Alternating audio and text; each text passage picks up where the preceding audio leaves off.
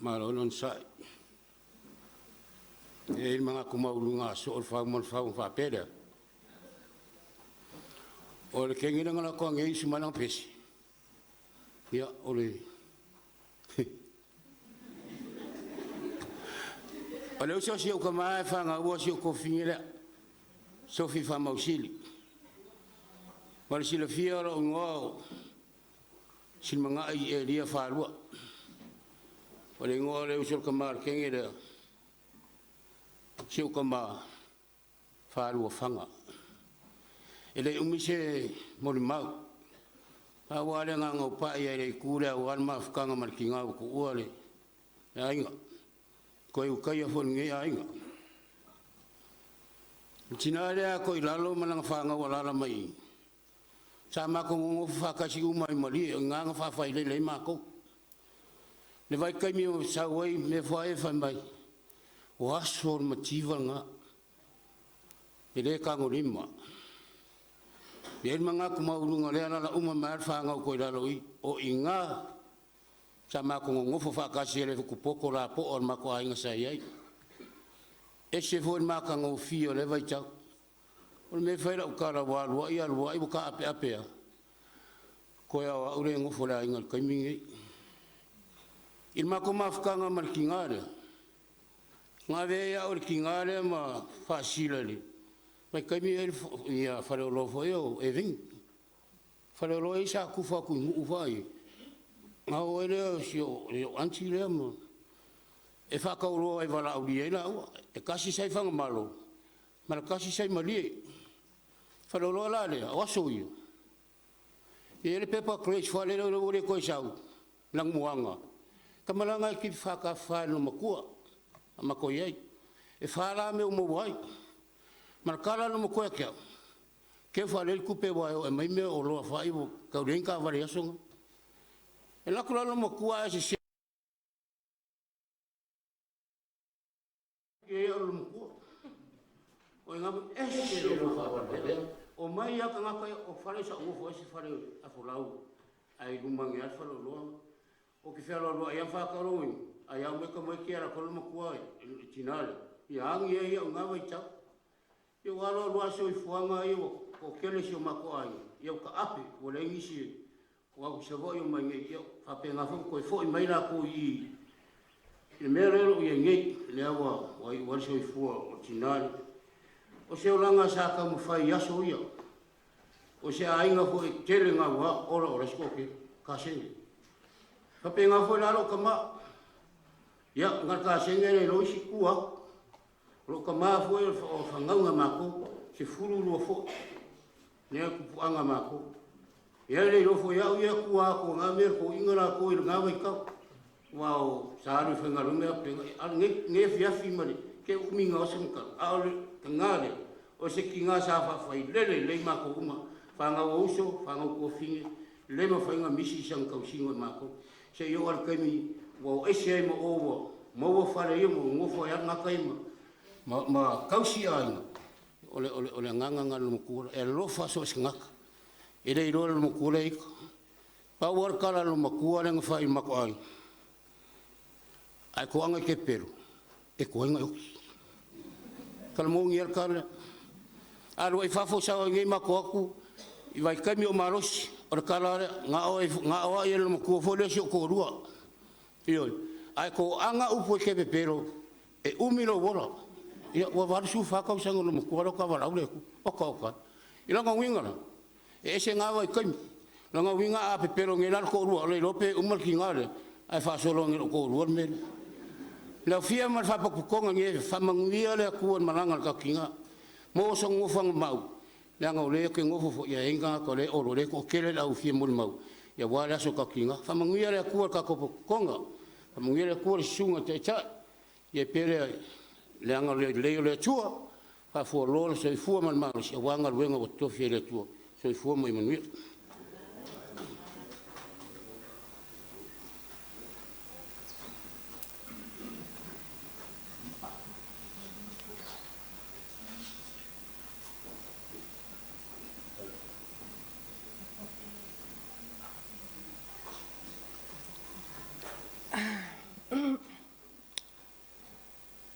E mua no whaatalofa lau sunga le taitai.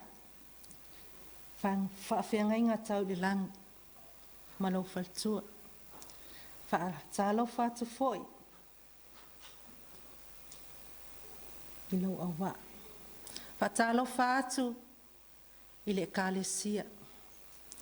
Whaatalofa atu i le paia ua ma afio mai a inga na lua. Lo ngā ngai, i e whamanu atu i le ali. Mea uma foi tonu i atea, i e whamanu lo na swafa pa ia. Lo ngā ngai, i e whamanu atu i le ali. Aua foi ne ngalo se me tasi au mea alofa. Ua whaisi vā ua ngalo foi manatu. O le lona se fulu le ne wasau. Ele ia o mai le tama i lunga atu. O loo i Australia, o loo tangi mai. O le tama i lunga, se fulu, sultasi tama, na wi i leo le teini.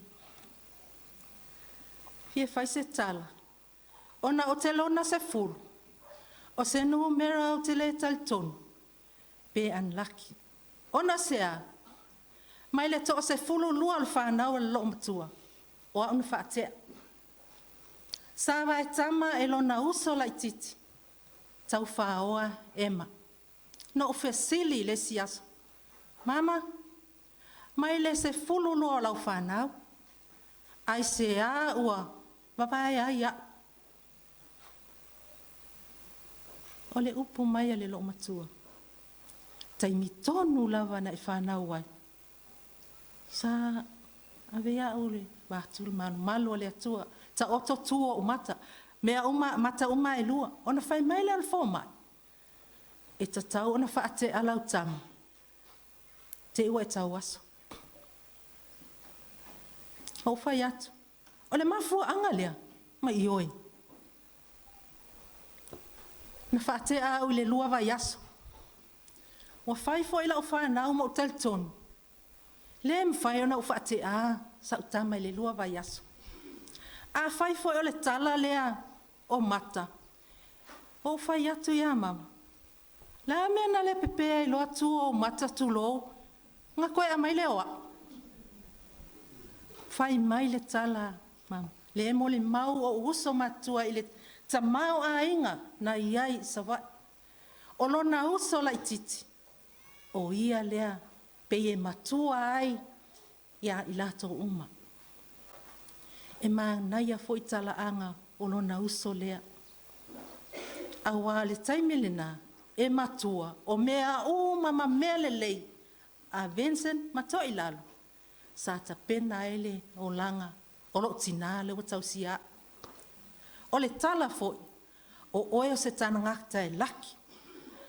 Awa o le sawa o le lo matua o nal saina. A o oe tangata e laki.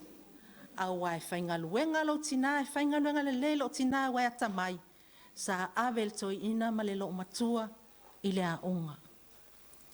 Wa o mole mau ia tūlanga o nana whaai poipo e mato ala whaanonu a o leo leo. No uwa ai i le ata. Lua tausanga o iai. O le matua o lo tūlai. Pe po lava pea. I leto i ese family service al lo matua tai au po le vai aso. Ono sai mai. Ua tango atu lo na lima i le kisuru. Ua pai atu foi i le meleke. Ua tango lo na lima i le kisuru. Ua pai atu foi i le meleke. Lo na winga. E lua mea whainga luenga. O le mea e fili aile. E fili aile. Le ie. Maso i aile ie. A o le silima. E wha solo ai. Whai mai o le ngaluenga e tauna whai en tina to o lua pe to o tolu pe to o tele ese a. E whai ngata. E whai ngata e whai o le tau o le pito lai. So i ai. O fili mai. A o le silima e wha solo ai le ie. Wha solo. Wha pena ala o mole mau lo mtua lea. e whaapena alo mo le mau. O te whaawhitai le atua. Whato a maua le maa mawhtanga, ma le tina, ina ua po matua wa, maliulo to o lua. Sa mao le ngaluenga, o awa noa le lei, la fo i mai, e tau sile lo matua. Taimi e fufulu ai, vatu malu ma whata ele. E ilo na lima ua pio. O te mole mau i le nei au fia, o na tango leo na lima le kisu. O lima ua maa o si o sia. O lima ua leanga whaia, i le whainga o le ainga. Tau singa le fatu ainga. E falsal nei. E batu lau whaftai, lau sunga, whawhiangainga. Ona o le nei awa noa wha auro, wa mawhaina ta oto le mātou tina i lai loifo le manu nei. O te manatua, au ngā tupulanga ma au ngā whengainga na auto waa mai. O mata whale ia na a mata ilinga luenga nei. O whaafia. O isu. O Toilalo. O peka. O nātia. E iei mana isi tina. Ua saule ave ai. Whaatu le kālesia ilo i mata o paula. O nei tele na le iai le aonga. O mata whale a mata ia. O nā alu le sa ilinga se le ni i tutuila. Nā alu Toilalo ma ave ai si tua fine o se o to olua pei e saa. E ave whaafia ai. Ia tele ani se le ni a wale whawinga lo whatsa ne. Mo le mau mai le kālesia. Na a mata si a ofsosoani o whaailo. Mai taunga na mata. O le a ofsosoani taunga manono. O le whenga ino ia mafi olo apu. O le whenga ia teptas. Tula i mai loa sunga le whenga ia le tupu mal faltua ngā luenga. E watu lava lau whaftai. O na ua tawhal whina ngalo e mai Toilalo ta oto nei malu. A ua vase o ngā na mātou tā api. Mātou wō ma whea vea i e si lomtua. A le loto le lomtua lea. O le ngā luenga lea tua. E a si atu al whaiwhi au. Mati a kono i lana whaamantunga. Ia o tele iai. A o upu ia na ia usu. A latu si ti a kono e whai. Ina oi whana nei tene po se tolu pauna pea. Whai mai mama. E fo. E iloa tolu lo matua e pe e omo le si pito le apa. Po le a le pi o le lima. Na eu lalo. O ina ilo ai. E manao le lo matua e whai mea sili. E manao mama ele whai mea sili. Wa uloa wa vevela le whala. O te le tata tuli pe o te whawhangu ia o ele pele. Whaafetai lo whana wina o a. Whaafetai i le ola. Whaafetai o mea uma. O loo iai le atali o loo iai malua. O loo tangi mai le fia awai. Awa o au ngā luenga foi. E muli mai a te oi. O le whatuatua. E alofa i le atua. E au tupulanga. E au tupulanga. E le oni matou ngā luenga o matou popoto mata mai matou manui ai. O fua o ngā luenga. Whaau ia matou whanau. Le mwhaena o mai le au. Tai au su engai malua. O lo moli mai alo whaanga. Ia oile tina pele. Sina na tala lava. Fia moli mau ai te sasa lato. E o mai le au whaifi au. Taimi o lene matou taawale e mai lavai. I. O lana tala ia te au. Mam. E le ngalo o e langa o lau sasa. Na ufia i whai tautus pa ia. Wa ufia wa umatua. Le wa tau lau o lo mana. Ia lofa mai le atua. Au ane ia te i tatou. A ia fo ia tulevi inga ia te ia le au noa. I le swafa Yesu Keriso. Amen.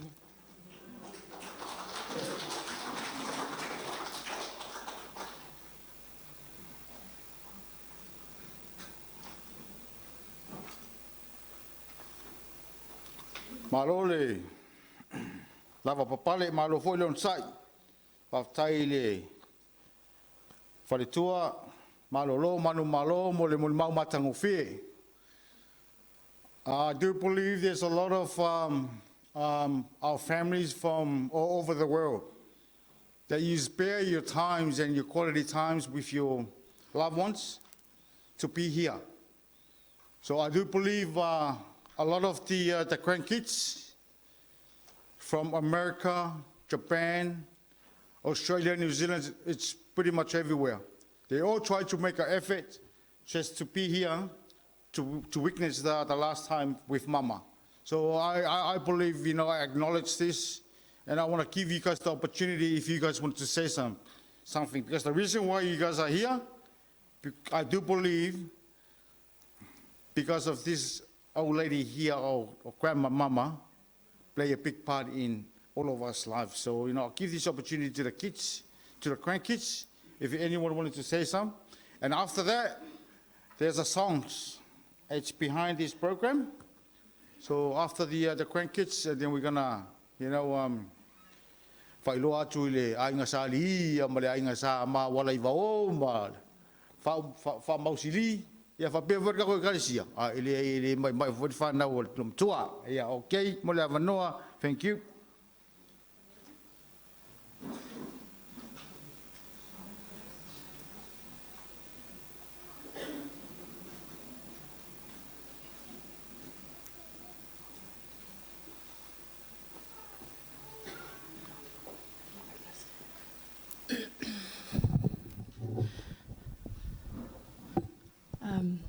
Talo Falava, lo ingoa o Georgina Lee Bosingano. I am one of Mama's grandchildren. I am the daughter of Silimanai George Lee, one of her sons.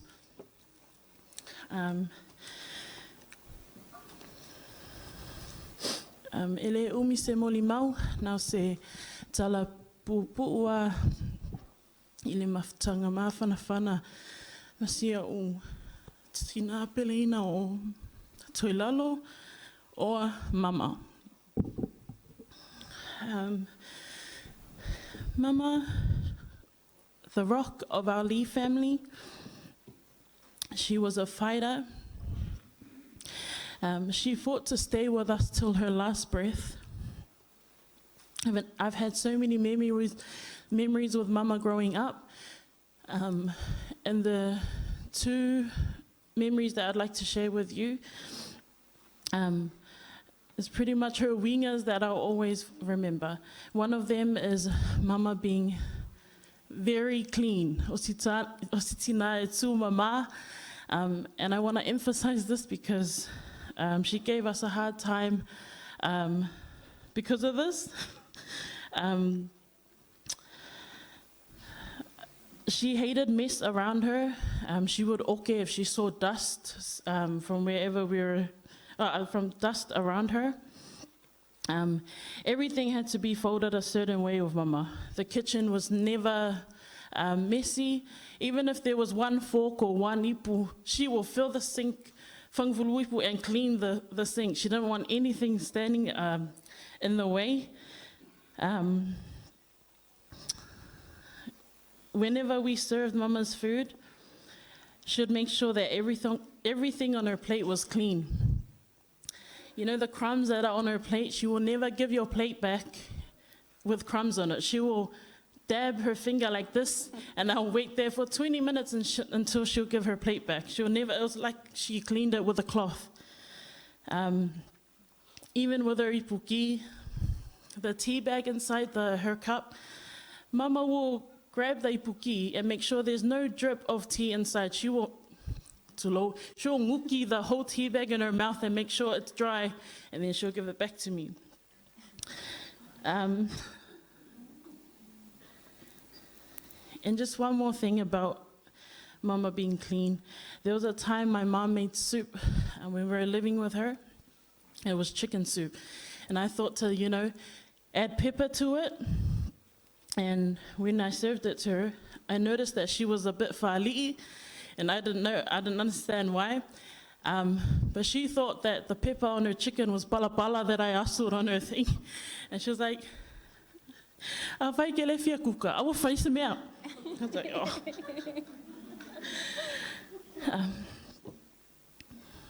Mama was such a strong, independent woman, very stubborn. She didn't like being fed.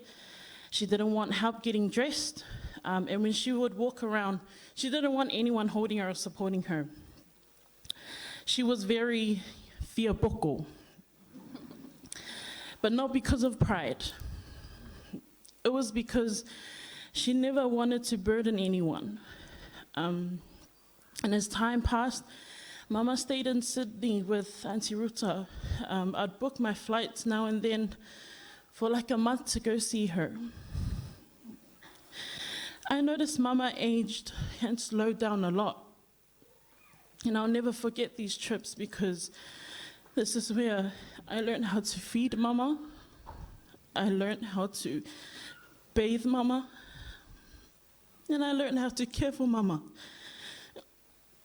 I know Mama would have thought it was a burden to be looked after like that, but little did she know it was a blessing for me to be able to do that for her.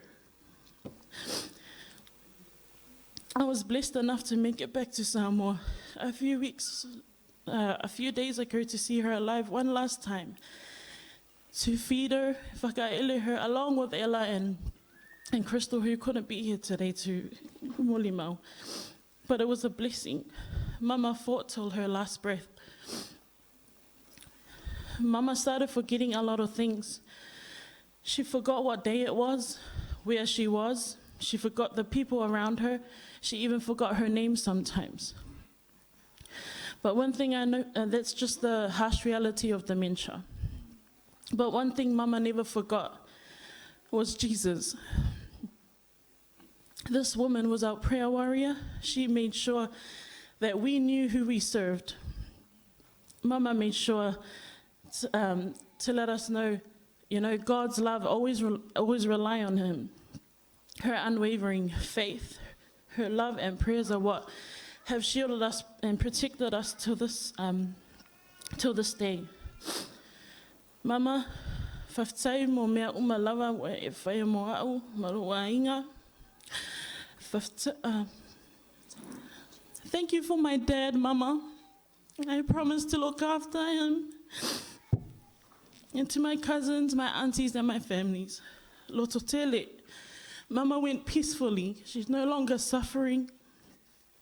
But if you want to see Mama again, live a life that glorifies God and seek Him.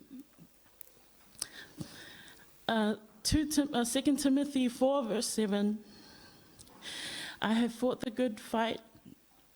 I have finished the race. I have kept the good faith. Whaftaila mo lewa noa.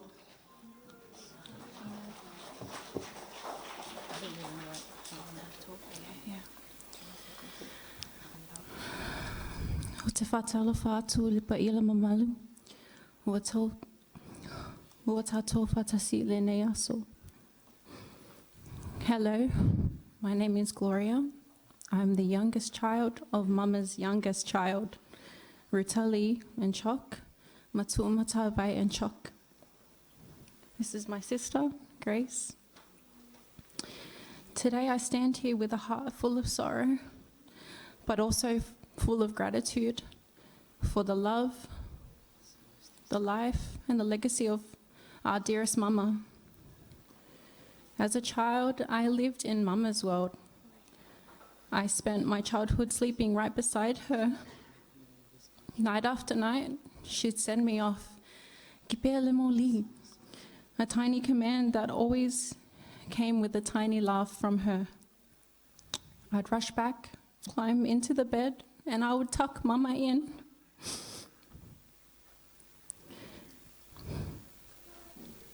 Like she was the child and I was the parent.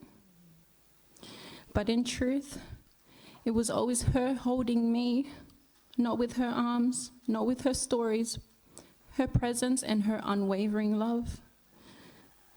We'd lay there in the quietness and I'd listen to her voice. telling stories from her youth, sometimes funny, sometimes wise, but always full of her beautiful spirit. I never imagined that years later, as dementia slowly took Mama and took pieces of her memory, that tiny bedroom ritual that we had would be the one that she clung to with all her might. In the fog of forgetfulness, she would look around and always ask for that little girl who slept beside her. You know? Somehow that memory survived when many other faded. As I grew older, life got busier, but my duty remained the same. While my mum rushed to work, my after-school plans were always clear. I had someone waiting for me. Each day, I would find Mama somewhere in the house, somewhere new. Sometimes it was in her room, folding the same towel. Sometimes it was in the kitchen, trying to find something sweet to eat. Our ritual was we shared tea together and talked about our day. Or in her case, reminisce about the past that she had in Samoa. Just time, her and I. Now those memories are what keep me alive. She lives in here. They are the heartbeat of her legacy. Her prayers wrapped around my family. Her prayers wrapped our family in spiritual armor. She prayed me through my childhood, my teenage years, and through all my seasons, as she did for the whole Lee family. Mama, you were the heart of our family, the steady waters we always returned to. And though you have gained your wings now, I know your spirit finds its way back to us in every prayer, every memory, and every tear that falls in your honor. You may be gone from this world, but you're not gone from us. Your love lives in our bones. Your strength carries us. Your faith lives on through our prayers. Mama, e misia lava oi. Manuia lo malanga, Mama. Until we meet again. Whaftai lava. Hi, everyone. I just want to say thank you, everyone, for coming from afar to come and just, share the beautiful life of my grandma. My name is Grace Kellett. Used to be Grace and Chock. I'm the second eldest daughter of Ruta and Sefil Tumatavai and Chock. Oh man, there's so many memories with Mama. I have, since I was young, I remember Mama just always being there. But most of all, Mama was always known for her prayer life. And, every time we would sit together, we always have to come together and do the prayer at the end of the day. And if anything, I just want all of us to come together and sing her favorite prayer song at the end of the prayer. Do you want to count us again? Yes. So I don't know if you know the song, but I think everyone knows the song. But Mama's song was 1, 2, 3. Yesu ela utatalo via o mai lo malo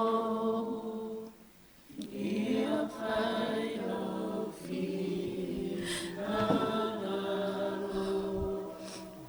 e o iluka ia abano alo so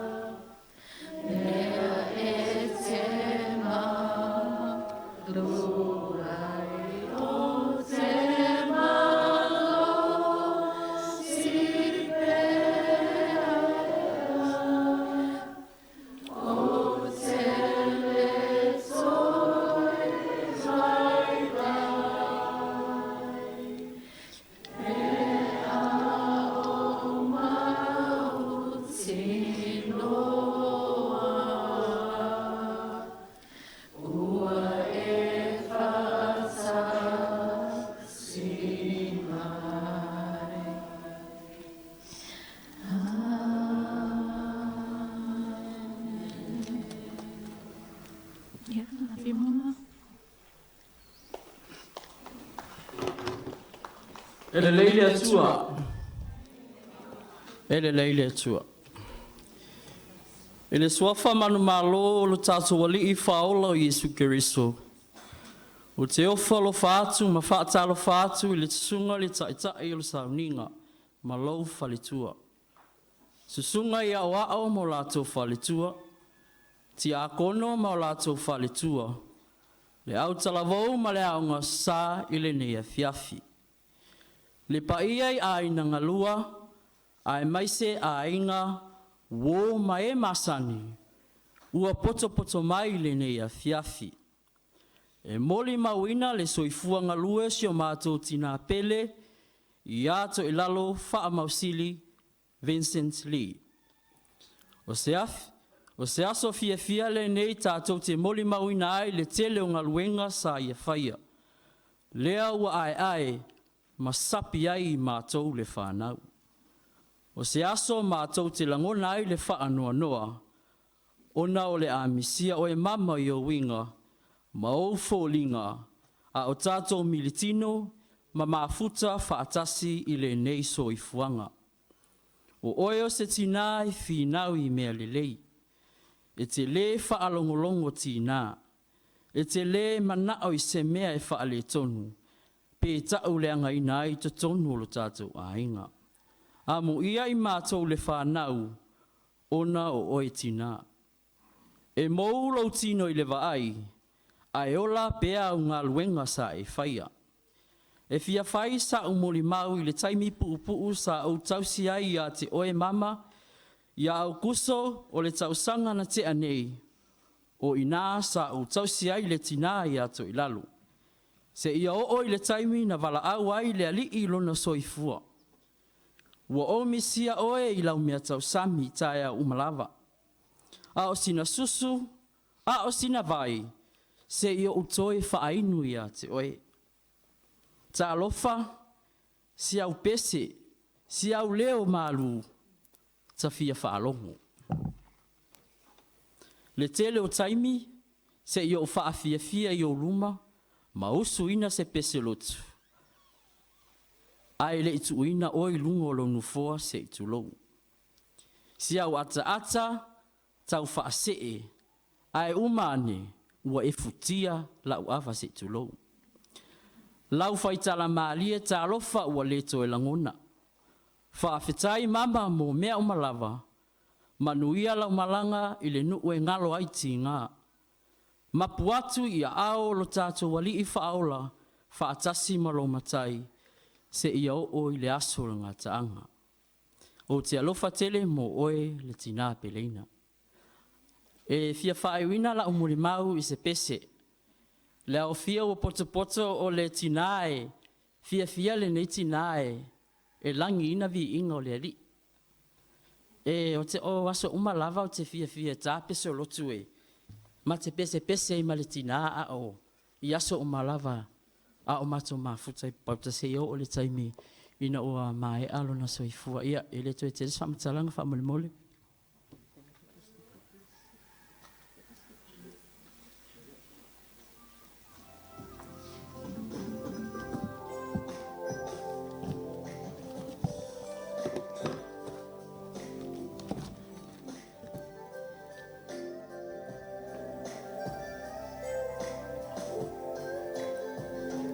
La ulupe sa ile solo ua le olo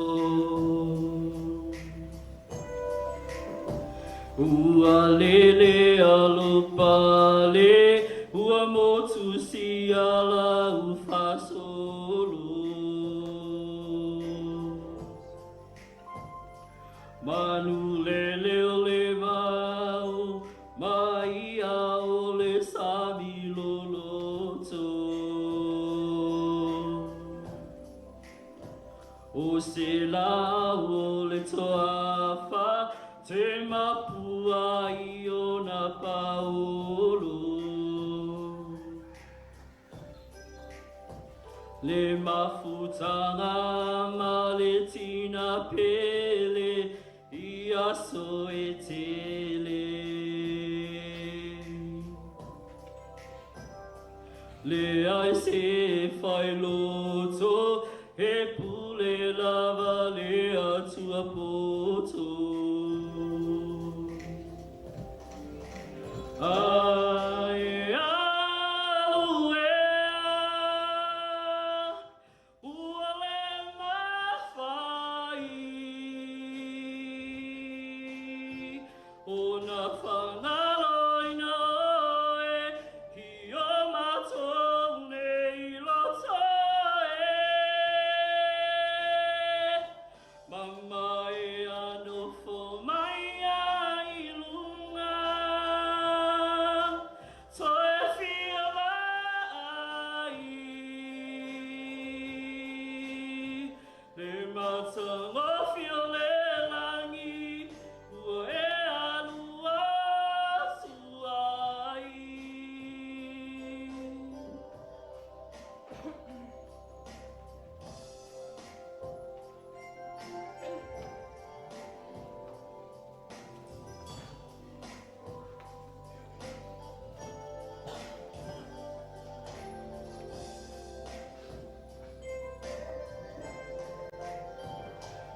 Ua tua nei na oi matou, I le nei o langa. Le atu alofa, I o au mawhana whana. Loa inga male whana vele, Ia loto te tele. O ia na te amaya, o ia na te toi avesi. Ai au ea, ua le mawhai, o na whanaloina oe, I o matou nei loto e. Mama e anofo mai ai lunga, toe fia mai, le matanga fia le langi, ua e alua suai.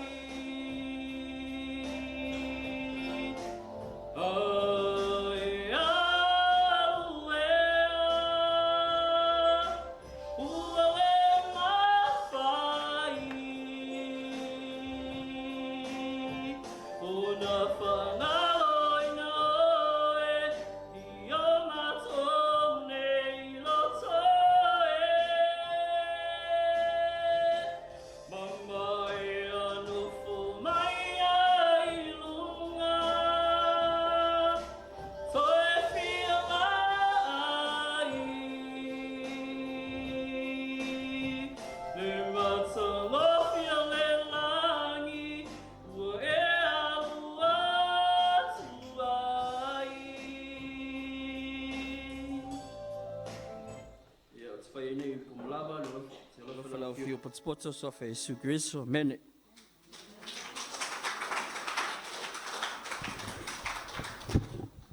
Ia, talo whalawa nei talo whafo ele teitai e mei se sunga whawhengainga pa whaiwhe au. Ia, o loo ingoa o Sina. A loo first name was Sina. But everybody, my whole family, they all know me by Charity. But o loo first name was Sina. O le ingoa ia Sina le whaiwhe au. O au foi. E whaiwhe au. Longa winga, o ke so o ma e le tangata lea o te ingoa ai. Amen. Ia o se moli mau pupu. O lo utama o te le lope longo fia. I le whangaunga. O lo utama o lana ingoa o whaasafua li Musa. O te le loa lapo whea o te ine ia o e sau mai ai le tama lea. O lo tangi mai ala alufaanga ma mole tina. Ina ua mato iloa e ese le tama lo tama. Olo tina. Ese le tama olo tama. E ese lona tama. E ese voi lona tina. Olo tama. E to atasi lava ia. But he's so blessed to have many sisters, many sisters, siblings from Toilalo, ia Malesiku, o Kile Kaua. But ina o hamatala mai lo tama winga o ni tina. Pa mai atu ua le aunga. E alu o ia i le fali o luna tama. E ka penga uma e Toilalo mea ai. E alu malo tama I Awhenga. My dad is from Awhenga, and I know my uncle here, he's from Awhenga. I don't know pe ainga, but e sau mai Awhenga. E ka penga uma mea ai, mea uma lava. Ko kongo kanga pepa, alu malo tama I Awhenga. That's how I know o se tinai alofa. Moli mau uma lava, Faamausili lava, moli mau uma o se tinai alofa. Ia wa ina wo toi foi mai lo tsa mama mi dia mama. Pa mai o ko se la poa. O ko se la poa le ngai kama. Ia wala ia mama lo fafanga le nei kama wala poa le nei tama. Amen. E la poa toi au le lei. Amen. Ia on ni lo faanga ia mo e mama fa tsai lava. Lo tsalia ina o sio tama. I te tonu o le ainga e te le wa ICC2 e te lewa ai, e le matanga, pa ina e alofa fa maoni e sio tama. Amen. E moni ai e tele lava I winga o le taso papa. Pa o le neitina, sa fa maoni lava ia, tau silele ia papa, ma ia nofo pea, ele I faisesi nga soa pe nga alu, ia kawi masui e le ngeko inga. Ai sa fa maoni pea mama nofo pea ina ua maliu papa sa ia tausi pea ia papa ia mama ia lo momoli mai lo faanga o sio tama fa safua mo oi manuia lo malanga ia te felwa ile langi amen le o lo ta pena o mai le au kerisiano e tatu te fia ai amen.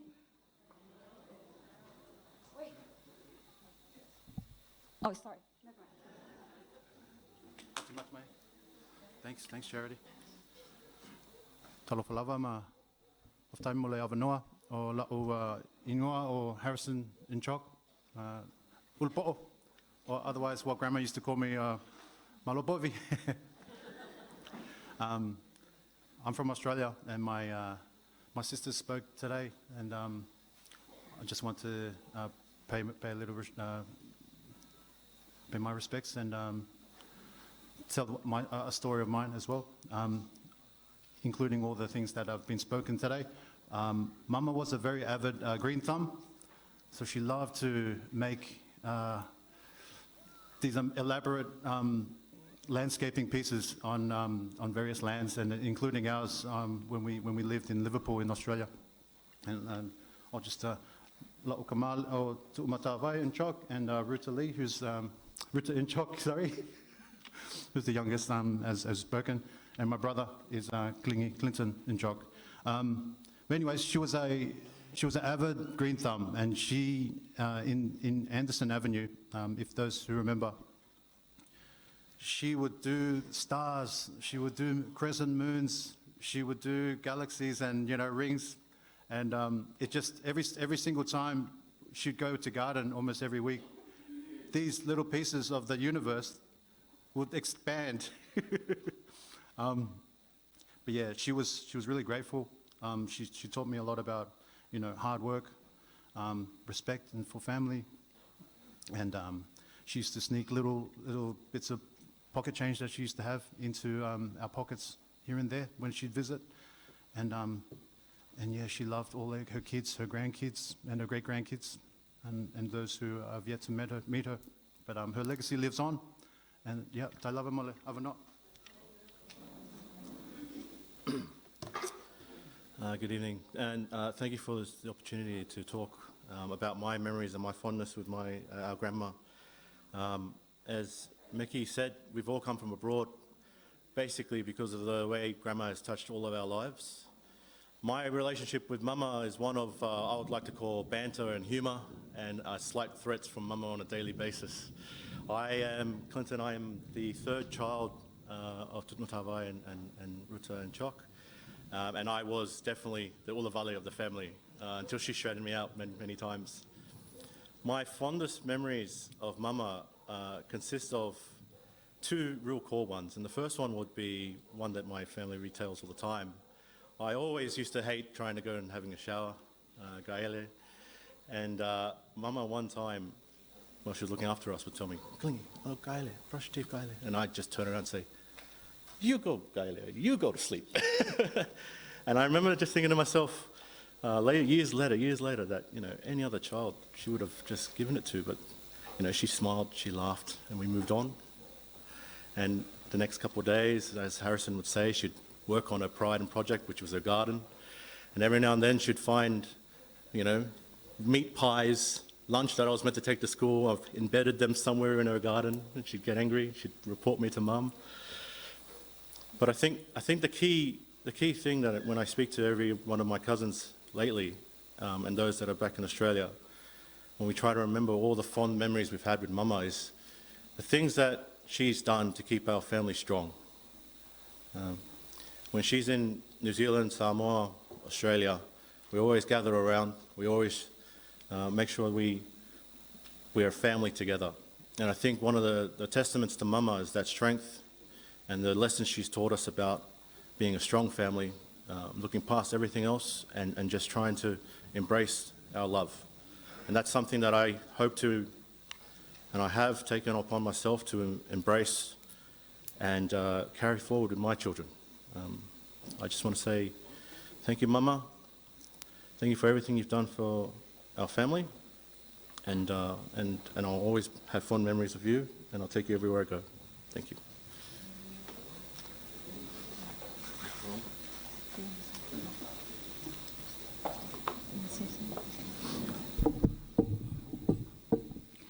God is good all the time. Ia te whatulo watu le malu malpaia o na ua tutulai mai fo ilunga nei au saunua mai whanau. It should be the other way around. Anyhow, ile swafa malu Yesu Keriso o te whaatalofa tuai ile sunga taitai, sunga whawhia ngainga, malwhaltua, hapea fo ile le mamalu o potpoto mai, ainga na lua, whapea wo mai masani o na ulfia mol mawina o le aso fia o sio mātou tina. O lo ingoa o Ruta,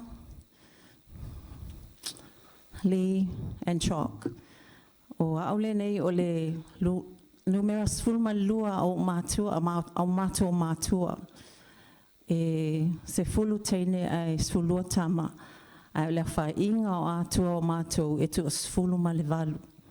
Ia, o aulale nei o le wii o mātou ainga, mātou whanau ngā papa mama.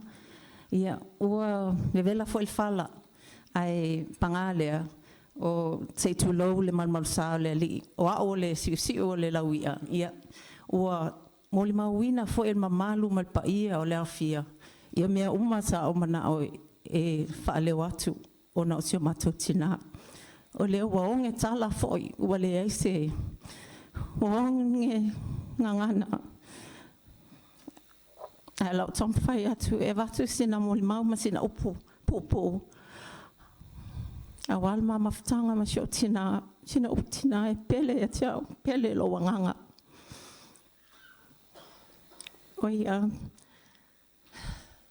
o whaipoipo atu ia Iosefo tu umtawai na Chalk, ia o sia ma whanau lea, o Harrison Tung and Chalk leo matua, tama ulupo lea, ia ma le tama umi laulau vavale lea o Clinton and Chalk, e lona tolu o ia ai lona lua Grace lea, lona tolu ai Clinton, ia mal ma pepe lea o Gloria.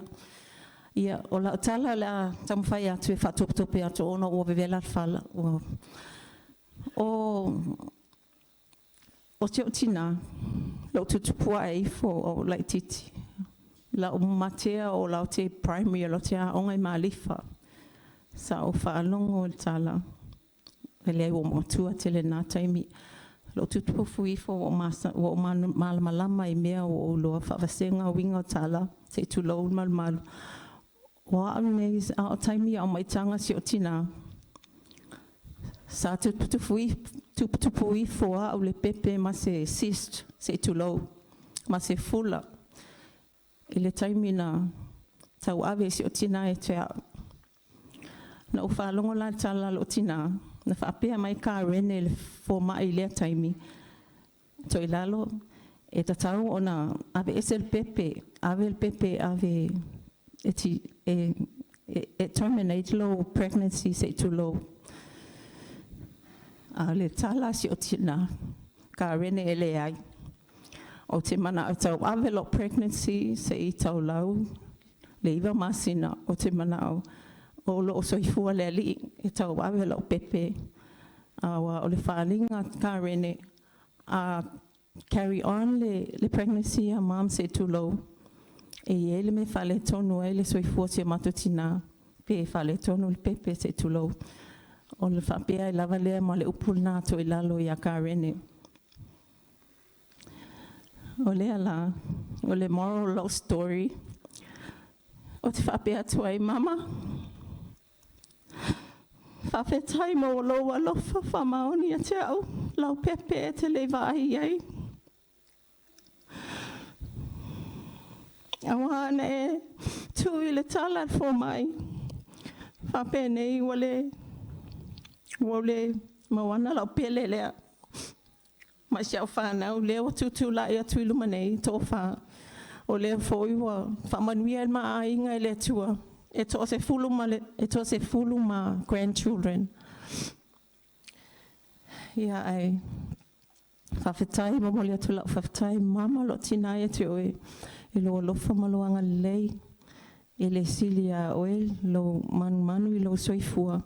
Ai silia o lo loto lofa e pei ona moli maua I uma le mamalu o le o fa poto mai nei o le silo na lua o la moli mau o mama ona o uma foi ona fa le o mai e tatoa fia o stina finau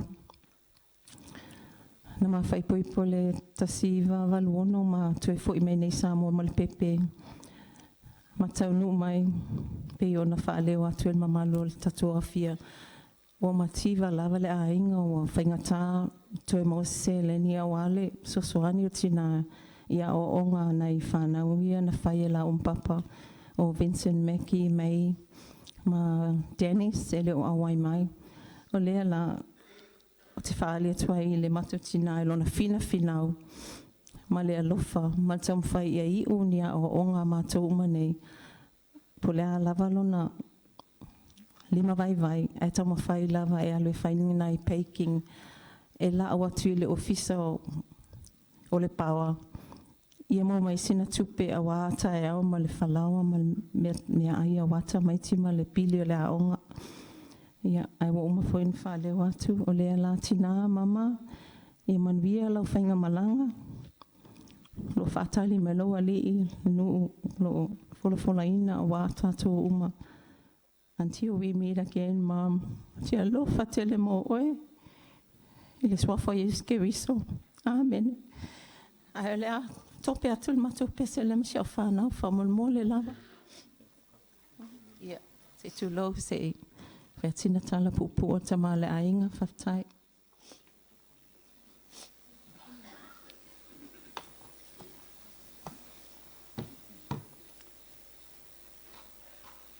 E mamalu le tai o sauninga. O sunga le tupu ma le whaletua. Whapea fōi lau so atau I ne afiafi. Te nane le lalwhai o le au whai pese. Tupu mai e mitamari. E whapea fōi I le neitu o tala. Mali o tato sanga inga le neitu la. Ia pei o na mai tauina le mori mau ale a inga fo I whanau o lom tua nei. Ai o au. Taru na mana nofo malau ainga. O le nei tina, o le tina alonga lua lea. E iei le tina no I fo mai iei le ele. Alo tina lea sa mafisanga I ina ua mafuta malewi I al tina. Ia, masalo e tatau na iei se representinga I in-laws. Tatou nei fai mai le ainga. Awa le tala moni ia. E mama e al tawa e ona fulu. E alofa le lo matua I lana whanau. O mātou nei o whai awa se tulau. E mua na tilo le lo matua pe pape I whai awa lea. Pe se tangata e alofa mo I lana tama. O experiencing a fo I la le tūle o le lo matua. Ha le mea wa uloa. E le ngata I le lofa lo matua ia ruta. Ia e whape nā fo ia. O upu fo I tau talai le lo matua.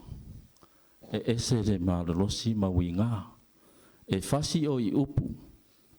A uma fo I le sai ma le lau o le vasa. Ina halu le potu. A tu I atu la le potu. Ai fai mai le tali e lo matua. Ia ulu fale mai pe a fai e te au le lei. Se mea e preikai le ais. Ia no latu le fai se matala. Te ulu fale mai pe a fai e te au leanga. Ia o te sau ton. A pe nā winga o nei lo matua. Ua loa tau sanga o ma fe ma futa ma lo tina. O lo tina to I lalo foi. O lo tina lo na lua lea. O le sona foi ma le tele o mea no uiloa. E ma fua mai lava e ia mama. Awa loa ma tau sanga. No fai fo I sio tina wa tele o tau sanga ia oe. Nai no lo tina na wifo mai e ne lele. Ai fai mai lan tala. Ave le tua. Fesili le tua. Wa o tiu tene o mātou whaatina. E o puti uma o tau o a mātou whanau. O tātou la nei na whai mai tōna le ainga. Ia nātou te silfia. E le I whai ngō fia le ala. Ai o le alofa. Le alofa lea e mafu ai na tātou tau penei. Le alofa la lea o tina. Lea wa. Ai mai. O mau ai ia maalo ne e tō wha. Wane le penei lo na alofa lea mai le amtanga. Ia wha penei ma te le wheroa I ma le tina nei ainga. A le tua lava e whai au wala uma lava. E sa valia foi au wala I tātou. Awa uma na whai le tua. O le winga lau tala nei a whiawhi. Na maliu lau tina. Ma tō I foi New Zealand. Se yo I foi a mama. No latu leo u whai ei. Mam, vai. O leo te iloa lo fiaru I Samoa. Awa I te latu I Samoa. E vevela Samoa. O le mau te oa mātou e o te pole. Vai mai le tali e lo matua. O le mea na o le mea. E le eifo I se mea te mawhau e fo I nai tūlanga. Na wha atino le nei alofa. Ina o I le aso whala wasi eisi o matua. Ai tū le van. Ai oso atu I whafo I alo tinal nei. No sa wali mai ai o whai atu mama. Se panga oi. Ai sau la e mai ngā wha whērea. Vai mai lan tali e teo. Ai whaafewhea oe. Ai whaafewhea lau whanau. Whaafewhea ruta. Wa return mai lo matua se tala whai atu. I se ngangana e nganga wai lo ma whawhau. O ina. O le ngona na o le lofa le nei tina. O mātou fo i nei whai mai tonu a inga. Ia e tofu a mātou ma stories e winga nei lo matua. Awa le pe ono whai atu o le lo matua.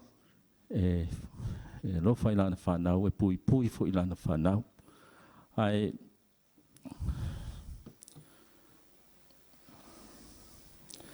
ina ua pula langoto le soifua, ua mata fo I na alu lalo le la le toe ina I lunga.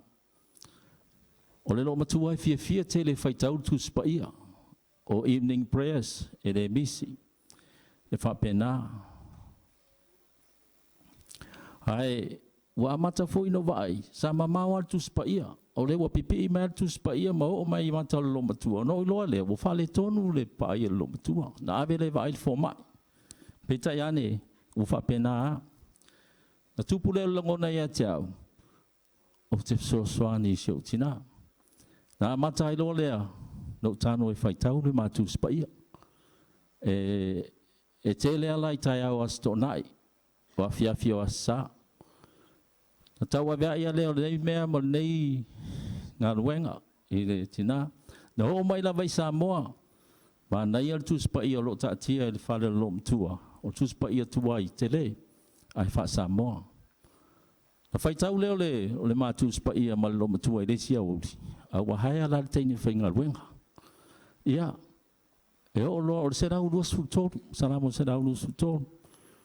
Na fai tau leo i ova ro leo ma moe. O lo matua e recited lo makua ia phrases and verses of kuspa ia as if it's nothing. Even names.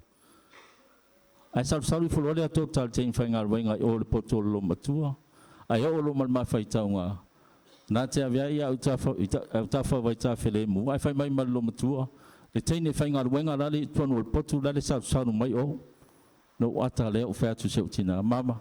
I ita le rom tua ia tau, le tua ia tau. O lea wa su ia resi verse o le salamo nei. Tari alo matua. Ia, o nana wha manatu atu. Ine nei le iloa se me o le whare. Ai, le mamaru rao feel nei tu la. I can go on and on and on. Wa ve vela le whala. Wa loa fo i le nei tu la. O to uru fo i wanga marewa i atu o emo mai wila le tamaloa. Whaftai mo le avanoa tula snui. Whaftai fo mo le avanoa i lau sunga le whawhengainga. Ia, ai whasisiri whaftai tere atu le kāresia. Mo le tau au whai mai nei tu la. Whapea fo i le ainga. Wa e masani whaftai tere mo le avanoa.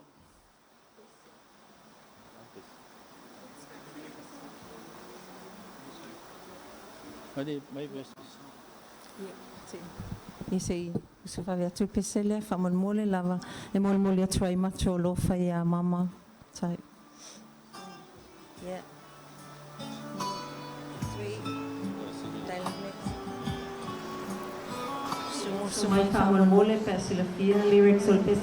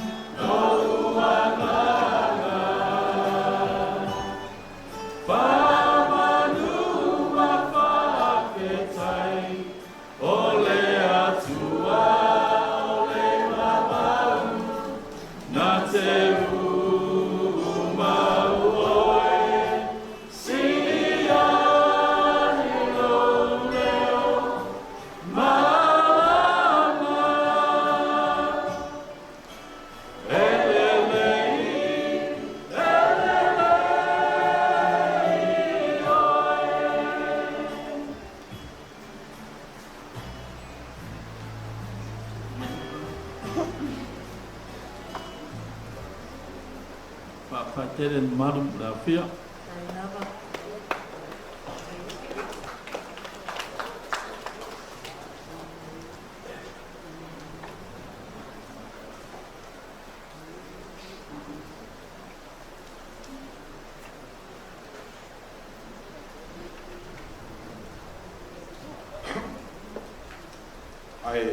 le faia se mo le mau la titi mo mo fa talofa te suma o una le tua te tai o sauninga ai te ngane le paia o le fai na buena pa talo fo le lo le kalesia io tapau to se io lava le manos le kalesia pa talo fo le paia ai na lua sam fai ngai le o ia se talo sulo le mango le tua ia i fo ia Faamausili sesi o ile nei pa langi mo tu o tu manei ia ia le tua ia o e la bea le vaenga fo ile umalole se fulurua la bea ilo ina le fai tau no tama si mai ia tina lea man tama la bea ila tamat o le ala le tula ona o le matango fie o le alofa o le tua fa tu ina se boli mau e fa pea o le fa polo polo o le matua mo e po o mawai mania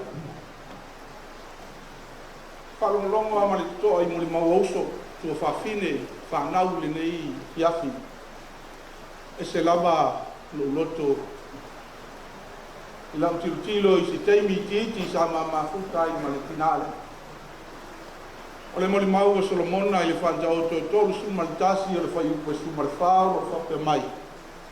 E tu so o ia ma le maa o le whanjao oa e ma mao a le mea mai ai ana mea ati. O laula moli mau, te moli mau i le ngā lue ngā lofa na whai le tina lea. O maua i fo i se malama lama i lo lava ola. E uina i titi se taimi. O le tina lea i se taimi i titi se tau sanga ma masina ma futa ai. O ina o iloa ai. Le te leo le alofa o le tina e le whapito. E tu tusa le lei, le sila Toilalo, tu lou le upo e to ia dia uie na suli mai lona la walo mai mantou na si mai. E le whapito so na longona. I long toi alue se atu mo tu ua le mantou ai ngai pauta mo ua lue se atu. Ai ina ua alu le suanga o le olanga ma bala wina ele atua le si fo I fata fai taulanga o ino mana tu ai le talo le tina o pua ia sa u fa longa yo titi sa tu Faamausili ai lo ma fo pe mai fea e a manta le talo le tina le fa pe ane ina pati ia o to lima a wa wo so le ai la yo vai I lo lofa le atua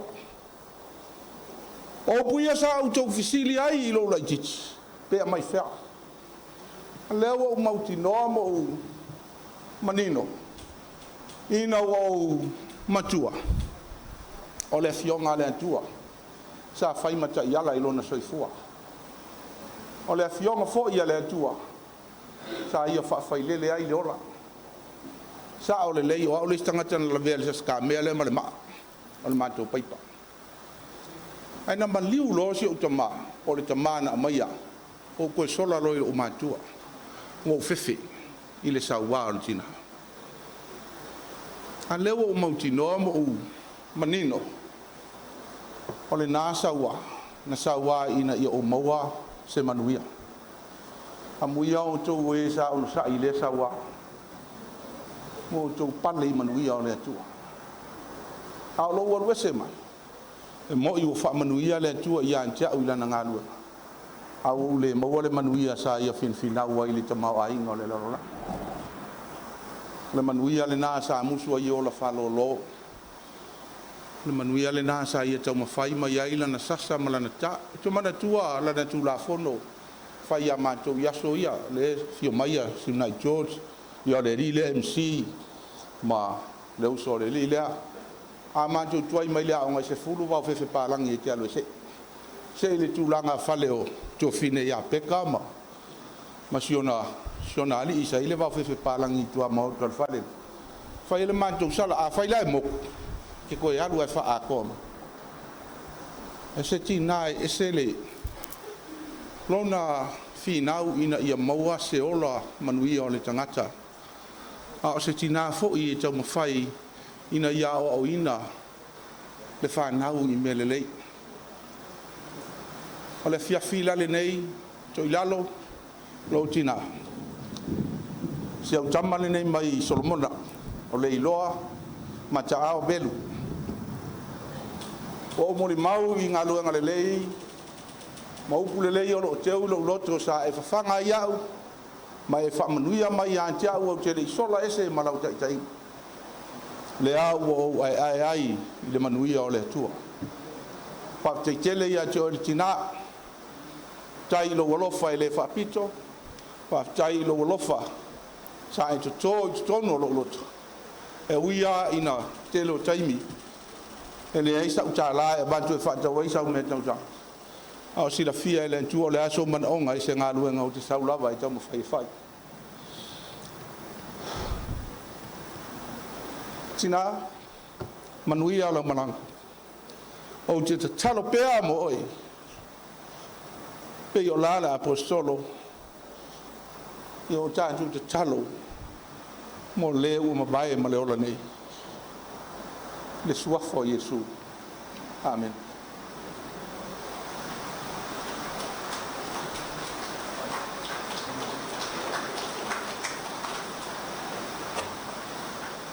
Ja. Ma lo whaftai le ong sai. E tan tonu lava wa vela le fala. Ai o te tatalo atu le tato ainga. Pe toi tasi a, pe toi ruang tato moli mau. Ja, ona whaanga solo ele o le tato sauninga whale ainga. Ono lea foi ua tō mai wanga o whamaunianga. Ai se ia saule tō whine lea.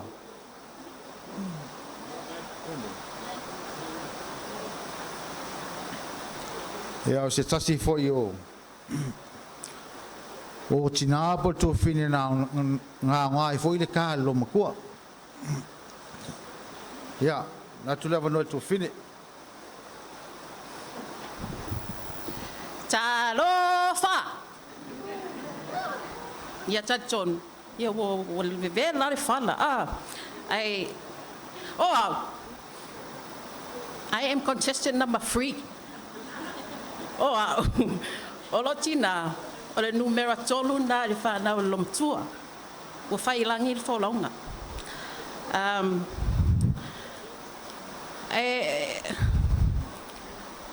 Pena sao nol tua nane le taimi o tea. O au, o na ia malo tua nane matua. Na tausi mai mātou le matina. Tina ia mama. Ia. O au foi. Yo pele foi le lomtua. I know e to tele le whanau le lomtua. Awa o le pele ale a mama. O ta o to lol mari o sotina o to ma faia ia o sau. Io o mai e ui no wa lu sotina o sola. But so mana ia o mai I sotina ai le ia. I know tai tonu o to tele ia mori mau o to Fafonga mai ai faftai ia to nan. Fafonga mai le nei afiafi. Ala mol mau. Ia. Kolo mol mau simol mau mali. Fa mali ka ko afiafi o ai aku pe o ka mo moi mai ka ko. Ia. O leva fo le afiafi na tama tina ia fa pe fo ia. Le we o tato fatasi de nei afiafi. Olo mol mau. Ia so ia o lai titi, sa mata no e lotu anani a nei au mato atu fe au. O te mana tua, as you guys ko whawhawhona o lo matua sa mata atu I le lotu, na mata si o tina. O mana tua taimi o lai titi. Sa mai la mato pepa tau loto voina le au. O lom tua tina o Toilalo.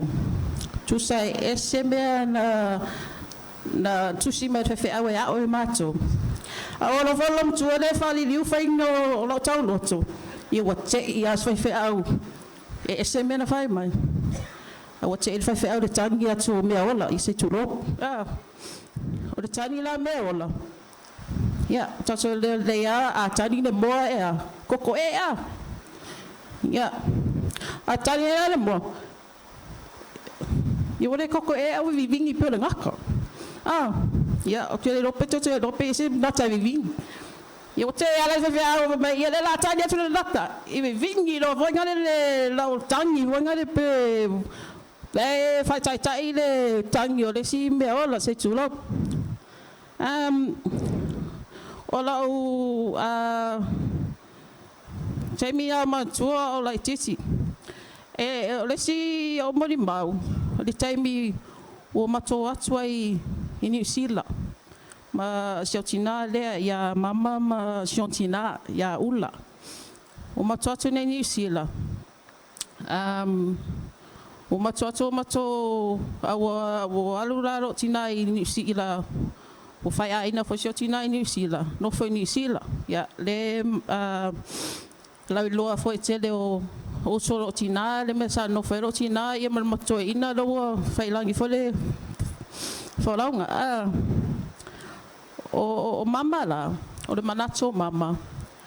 O le ave o matio matafau i New Zealand. O la le aso o ta o le te mato fo i mai ai. O no fo tina ma faina na o pepa. O te no fo i New Zealand. O i tala lo matua. O le tala lo matua. Ia o se tina am so mo ina. E la fal. Ia. O le no fo ina ma lo matua la fal o tu di fa fo lo matua. O bana watu. E le watu tono la fal. Au pule mama foi na le o ito long tua la foi mai ele to sama mai ya ela se so anti I'm pretty sure le moni mau ila moni mau na fa tua tina ya tu i New Zealand ia mau ai so lu mana ya o ma fa la na o no fa New Zealand a mai so to foi mai so tina i nei. Ia, ma le sia o moni mau, o le taimi ua fai ero tō lua. A tara vola lum tua, ia, o le lainga sainga o maa, o lo tō lua foi. Ala ngala vanga lea, o leo sainga, ia o leo sainga, o le sapangi. Af sapangi, af Samoa. E le taimi na vato, la tu silom tua ta whao atu i Australia. La tu la mama i ta whao atu i a maa, uman ma whanau. E ai lan mato lau te le fai dining table o me leo te loa le malo si o lo matua si I ma lo matua lau sulu lo matua o so tu sia sai na tau apa malam tu fa so tu yo ta no tia we vai me ma fa lau ai ko sa ko ka mo foi a so ya si ale mama lau e o mal taimi nei. Ele tai ave se lau na tono matofal.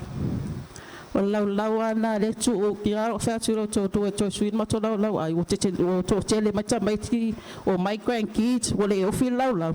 Ai musul sain. O fa pe se a. Fa me lau le e mana tu ia mama. So that's why we kept that o ku lau nai o le mafal. E fa mana tu si mat e tina.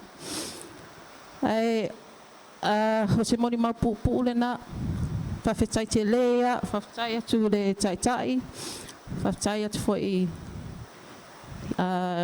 i le aurotu ma le fai pese ia mainga fa fetai so alofa ia mama o se moni ma pu na mam ia lu ia manuia lo malanga. Fa fetai lau tau singa. Lau tau singa. Ya. Ua o manu iai. Fa fetai lau lofa. Ta tonu. Ua e sola. A fai e tele na nona mai a. Whamanalo mai so se. Whamanalo a sa whanau mo so tonu. Ia alu ia manuia lau malana. Nā ua e whātasi ma so tina. Siau tama o patisepa. Ma papa. Ia manuia tato te piafi. Soifua. Ia whaftai ia tuwhine, ia langona ia sai mai i. Tau wala watu i le paia tato ainga le nevi afi. I tua ifo le tato pokalame. O le ia i le pese. O le ala o pio mai ia grandchildren loma tua. Please, the grandchildren, if you can come up. Foi. E usulu kako pese le ia ngā Paka kale ika ko mo ni mau pe fa pele se ko fa se mo ni mau fa mo ni mole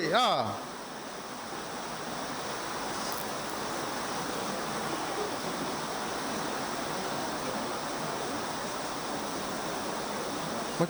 Yeah. Yeah. Wale ma fa se sa. Okay.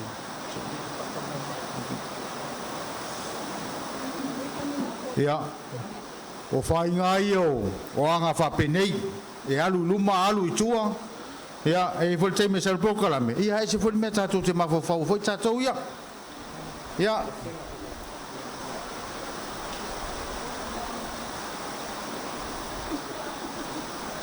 Ia, o mai tātou ainga se, usu tātou pesele ia, whamone mole ia, na whangata ile i tātou mole maulana o vela fwoi whala, e whekau ia mane malosi mori kimu e kau le longa ai al fa ko leo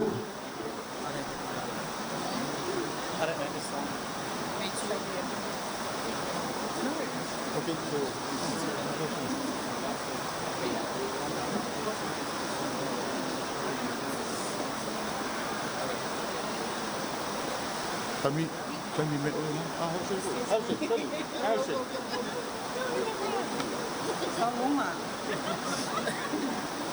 What are we singing?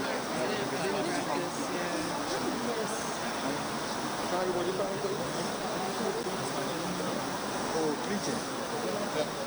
Clinton. You got it? You got it? Okay. Yeah. Yeah. Kon sai mai se kan foi agora foi peixe punha lavar.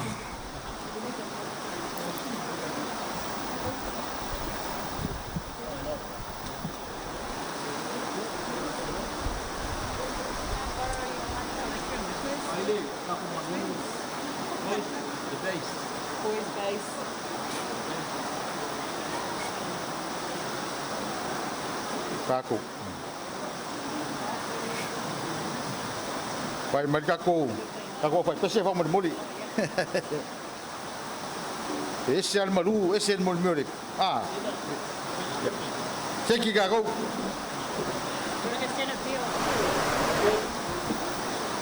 Yeah. Like I said to you guys, we count to 9 each. And when I say let's go, you've got to start singing. When you hear the simple. Okay.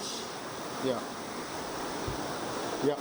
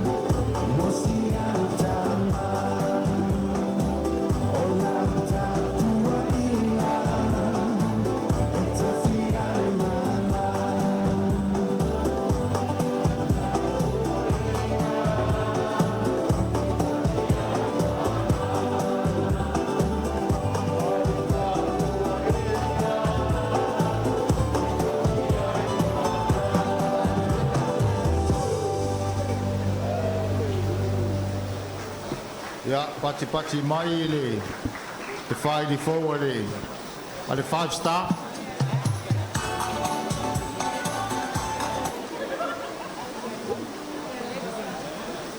Ia malo whaftai. Le tato ainga le lava papale ma leon sat.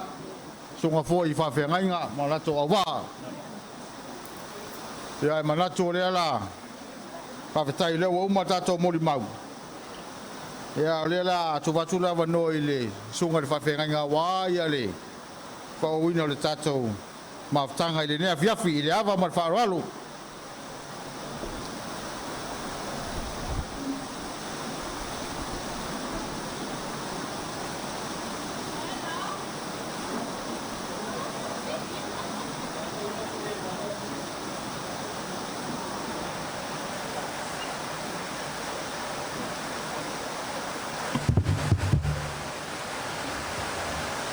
Ja, maar ook wat zij.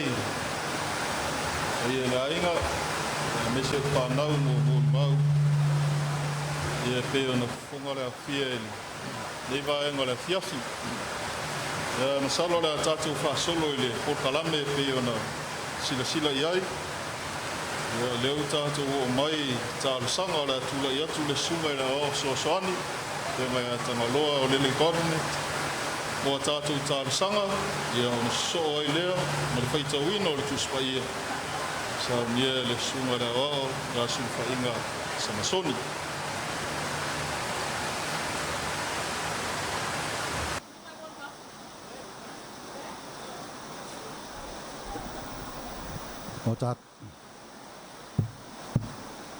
O tātou tārisanga, tātou ifo ma te tālo. Lo mātou atua sili e se. O toe poto mai lau whanau. E nei tū lao le fiafi o lau sāpati. Mātou te whāwau. A mātou tāpua inga. Sāuninga vivi I lau a whio. Whawhitai we toe tai mai le soi fua ma le ola. Ia e mai se foi o mātou mori mawina le nea fiafi. Lo wanga le lei. Ina wae momoli mai le tino maliwo si o mātou tina I le lo manu manei. Ia mau whapeo na matai a mātou sauninga whale ainga. Ia mātou te mori atua I o mātou lo whang. Whawhitai le atua o le wha moe sa mātou tamu whai ai. O le wae whaatino le manuia. Le atua mātou te whawhitai. Wa o mātou whalongolongo I nisi o mori mau lo mātou tina.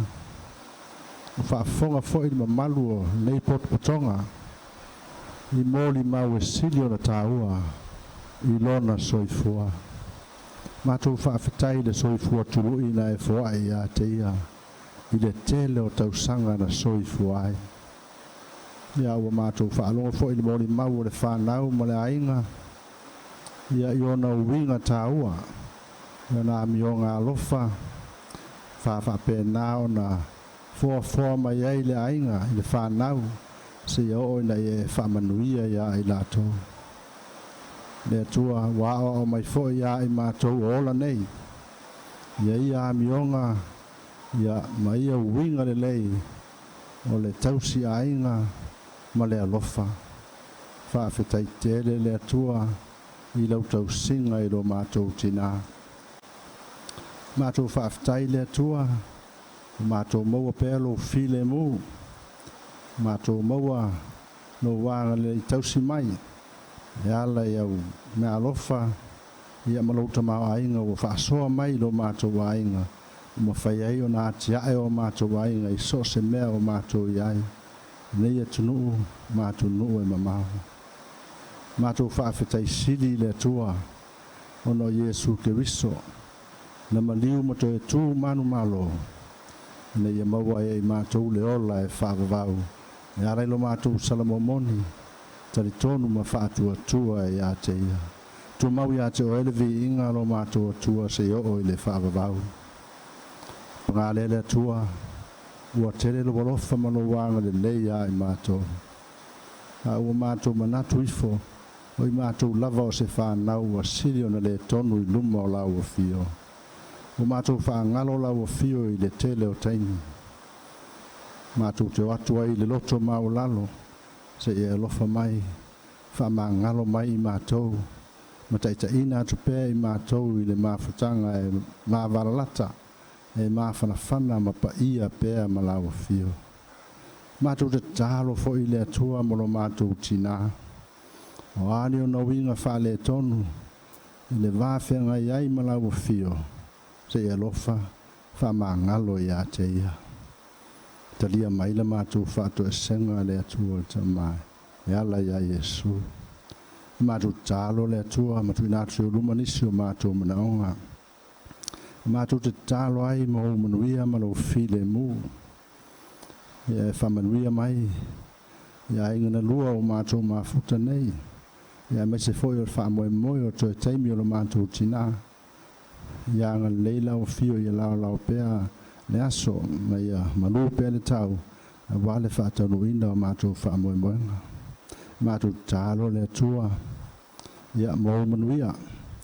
Tuina mai I ta māma tina mātou tua o le nei potopotonga. Ia e meise foi o le whana witi e tuinatu ia o onga. Ia o whamanuianga ia I lātou. Whai le poto mana tamai. Ma ua I lātou le poto ia ma le tamai e tau tua I lau o fio. Ia o le manuia foi lea o ainga, ia malau e kale sia. Mātou tālo le atua, mātou tuinatu I luma o lau o fio, no mātou aturu nei malona sia manga, ia iai au whamanuianga le atua te mai. Tālo mo le whamoe whainga malo o loma nei. Mātou tuinatu pēr I lau o fio le atua, ia fili mai ma tofi mai e lau o fio I lātou e mawhai o lātou tautua ma le whamaoni ia ma lātou sa unia o ni mea sili au wā le manuia o le nea tunuu ma ona tangata tālo le atua mo le au whai lotu so se kare sia keusiano I nei Samoa o lo lātou tāla ia le talalei ia wālawa le tū whaale nganga o tangata. Ia e whamanuia I le lātou ngā luenga. Ma e tausi atu I lo file mu. Ia le mātou tālo le atu o te mai. Ia mātou whaamoemoenga e fia whai ure nei pō. Ia tū mau mailo manuia. Mātou whaamoemoe whaawau le aso a tae ao. Mo le whaamawai atu I le mātou tinai o na toe sauninga. Ia I roa nganga pa ia I mātou. O nisi o mātou tālo le tua. O mātou tuinatu o luma e tele mea mātou tu mana na oai. A ua e sila fia lava. Ia whaia e tusa o lau fina ngalo pa ia. E la lava ia Yesu Keriso le mātou tālo. Amen.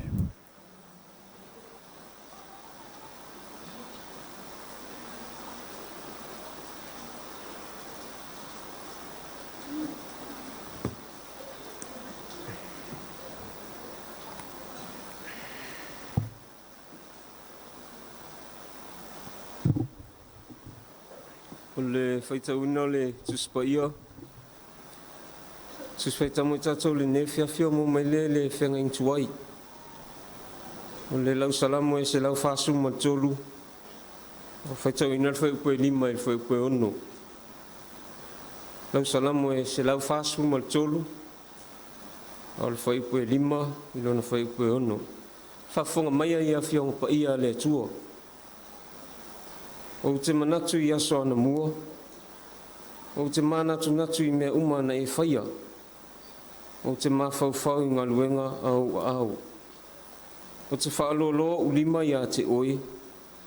O te mana o lava I a te oi. Papei o senu unau mati. Ia whamanuia me lea tua le tātou whaitau mwhalonglonga I ana whiong pa ia. Tumau ia te ia lona vi inga nei se I o le whawau. Amen.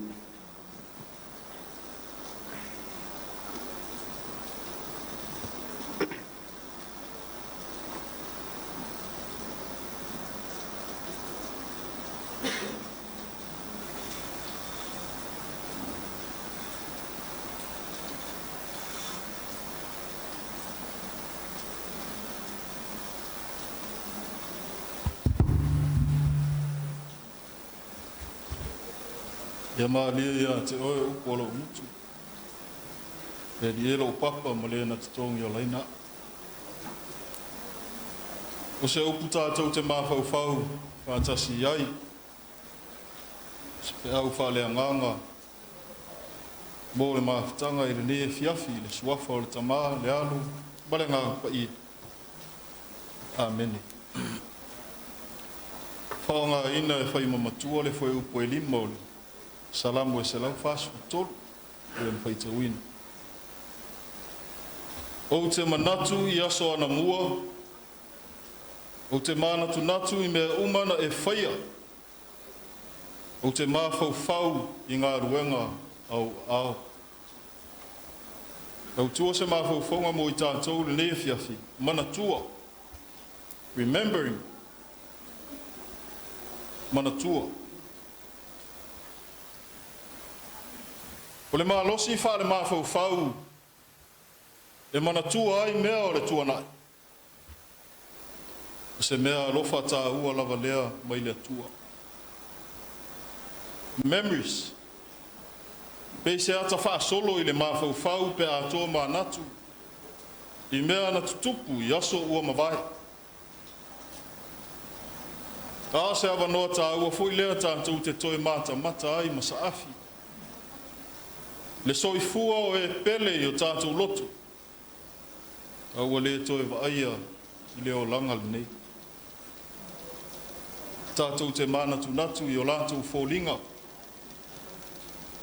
O lātou wanga, ma lātou ngā ruenga.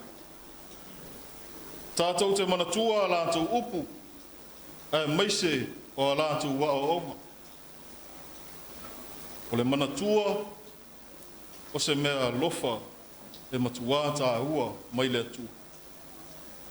Nei e fiafia se awanoa fo i lea tātou te manatu natu ai le lofa mo le anga le leo le atua na pupula mai le soifua. O le tina i anto i lalu. O le lofa mo le anga le leo le atua na whaalia i lona soifua i tonu o lona ainga. Le tausinga o lana whanau. Ai maise o lana tautua i le kalesi. Leo whaafonga le au fia. I le whe lanu ai ma le mātango fie mōri mau o le neiti nā. E masalo fo i e tele a se vaenga tā ua o le soifua o le tinale. E le i mōri mau ina e le ne e fiafi. O lona soifua ngā lue i te tonu o le kalesia. Le tele se taimi na mama futa e maritina pe ona maua i le mōri mau o le whaletua i a sina. Masalo le tamamalo lo ia mafi o lo apu malon whaletua i a nele. Whaiwhi au ia sa lava la lātou mafutanga au ngā rulue ai. Pei tai talo ana mātau nuu mai i tonu o le ni ngā ruenga. Whalongo ina pea i tala tuutalinga. Whaamatala mai e le au mātutua. Toi toa i titi ale au mātutua leo loo. Soifua le teimile ni. Aola tau ia sa mōli mau. I le soifua ngā lue. Ma le soifua tautua. O toi lalo i tonu o le kalesi. La tau te manatua. Lona soifua atiae ma le soifua fina finau. Tau mawhainga o le ringa ruenga. I lea matanga o le ulotu le ni. Sa whamaupopo ina ma whawai ina nei a inga toa i titi. Mai lava i lea matanga. E le i aile loto a le ni. Whanua le ni o le mea na ngalua ina muli muli. E sa tau mawhaia i lunga i le maota. Pionga ia pesta. Whamaumaunga o umaua. Tasi le tina sa i longa lona tūla i mai. E uta ua e le tua i a sina. Nisi fo i o tina. Ma le toa tele o le au mātutua o le tā ua o lātou sua. I longa lātou ngā rue. I le tau mawhainga o le ni ngā rue. Lea wa ai e whanau o le kalesia ma le nu. Nei aso. Ua maua popo o ngā rue. Ua mautu lona i tū i whafu. Mau ola i ngā ruenga leni. Te fia whaalongo pēa e whaamatala e leo mātua o leo lotu. Tau i vinga tele sa whea ngai mai lātou, maise i lātou o mua atu. I le tau mawhainga o le ni ngā ruenga. E mana tua a lātou ngā ruenga. Tātou te leo maila e whainiwi inga o Toilalo. Le whaoa e le tangata le vi inga o le atu. E tātou te vi ia ma whaafetaia le atua ona o lona alofa. Ma lona anga le lei. Na ala mai i lana au auna lea. Tātou sa afi whaatasi ai ma le whaisalama. O te manatu i aso ana mua. O te manatu natu i mea uma na e whaia. O te mawhau i ngā ruenga au. Tau ina o mariso i fua o ngā rati nā lea. Mō o tōru whānau. A inga whapea fōi tātou uma o mōri mauina le nei aso. E manatua oe i au ngā ruenga le lei. E manatua oe e lau a inga o au wō pa au mea mamae. Male i kāle si. Sili ai. Ona manatua oe e le ngalo i loa tu. Ono Iesu. Amen. Nā tātou whai ui le pese o saunia.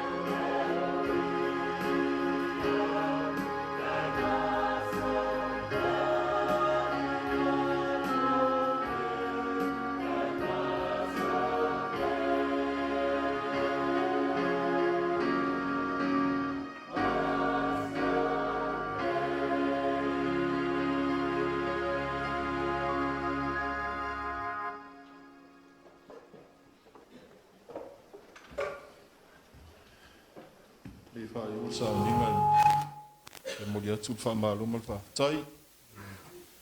Ia ai ngana lua, e poi o mai masani, te nane hui tātu kalesia mo tātu nu. Malo si mai, wa ia sa ninga whale a inga o tātu tina. Na tātu whai ule talo. Wai ule nei sa ninga le tama ae langona pēro mātu loto wha mau lalo i o luma. Whai ule a toa, ia wha a toa ina le mana o lau fiu. Ia o mai pēle soi fua le mātu tina. Po i mātou, molo mātou, wola wha au wai lunga o nei lau ele. Tu mo mai o mātou lunga malunga o lau whanau umai le lalolangi, le manuia, le file, mu, ma le lofa tu noa oe, le atua le tamā, le alo, ma le nganga sa, le i o i le whaavavau lava. Amen.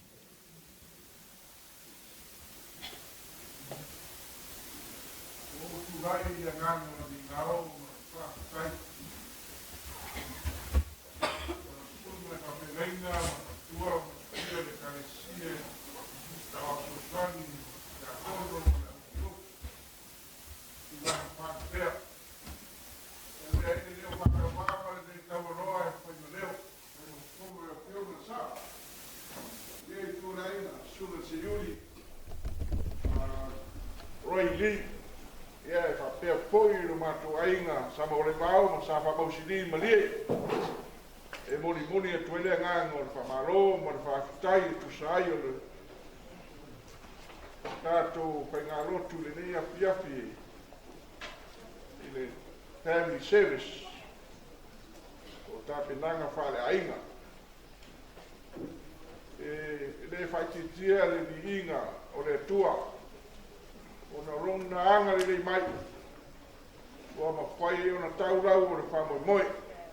O whonga whauro tō maru le mātalasi, ia ma le mātango fie, whāro rongo i le mori mau o le tina ia Toilalo.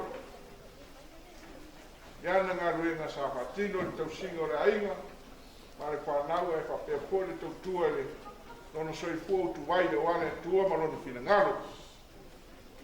O lea ua lau i ula e pou i toa le whamoboe le nea piaku. E a watu fo le vai maru i puenga, e ia maulunga o le kare sia o sunga whapengaina, ma le kare sia, ma le pes. Se a fo i se sa autou mātau mai, i le wa vela whala ma uapi le uri. Tele voice taimi o wha awa ngase o tō maru o na tau tataringa o le tau whai whamae, a le lei mo le mau. A ma lo whaafitai le tulanga e lo tō on sai, ma le langa pali. Iai le whamonoi. Soi fua lava i o le tangata. Soi fua lava mo le tua. O rona maniu foi. Maniu lava mo le tua ma ona vi inga. A wā whai tātou te whioti. Tātou te whioti mo le tua. Te a whai foi tātou te ola. Tātou te ola mo le tua. Pe ola pe oti tātou. Ta ngata lava le tua tātou. O vi inga umo le tua. No soi fua malo maniu. Ho i atu i le tua. Ea o whaatari mai no na no fuari. E ala alo tō o nanga o tātou. Mai mo ina o tō sila ni matango pio le nei afi o na taula inga. Ea whailema vi inga sili o le tua awane e tātou. Ai, e le manatu. Ea ua. A marofa tai, a ua sa unia e ainga na lua ia le. Tanga mama. E a ua foi ruto pasiri ngā marosi le nei a piaki, le rofa atu e nofo ai olo. Tai au enga, tātou te a mata foi leiva. Eo le, asi silanga lea, me wha mori a tuaini wha te tele pa ia tātou e kale si nei, no i mata a paula.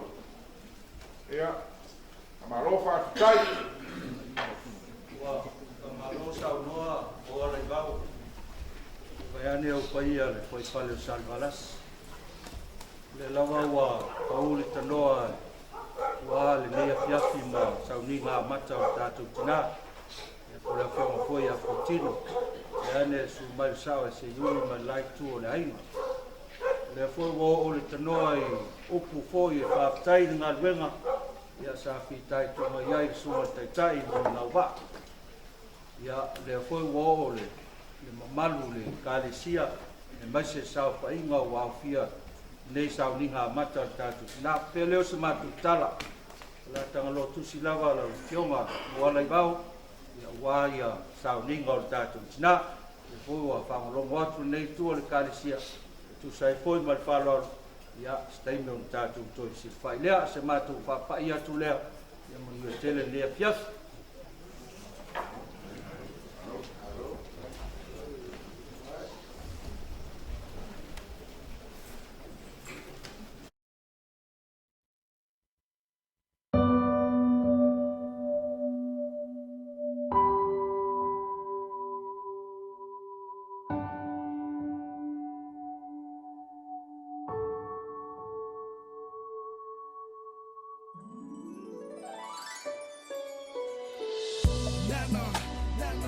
Nana air, la ulo what's a fair, low pale wa avese, ole no fai ngata, tale mana tia oitina, tu ua no ahinga ai mafuta tulitama, ai ui la vai there, uta ono sai there, uta langi lele pese, mo oitina la pele, e tangi ele patu tangi ai le nganga, malini loi mata, wo omisia e mama.